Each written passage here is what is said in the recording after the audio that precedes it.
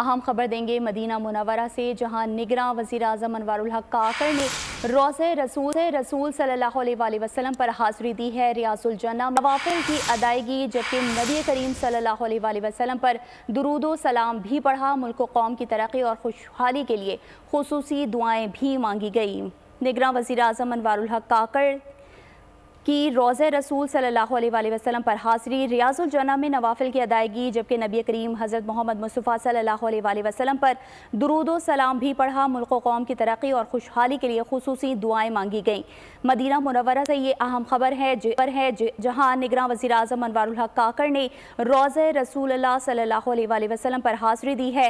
रियाजुल जन्ना में नवाफिल की अदायगी की, नबी करीम हज़रत मोहम्मद मुस्तफ़ा सल्लल्लाहु अलैहि वसल्लम पर दुरूदो सलाम भी पढ़ा। मुल्क व कौम की तरक्की और खुशहाली के लिए खुसूसी दुआएं मांगी गईं। सब्सक्राइब करें और बेल दबाएं ताकि कोई खबर रह न जाए।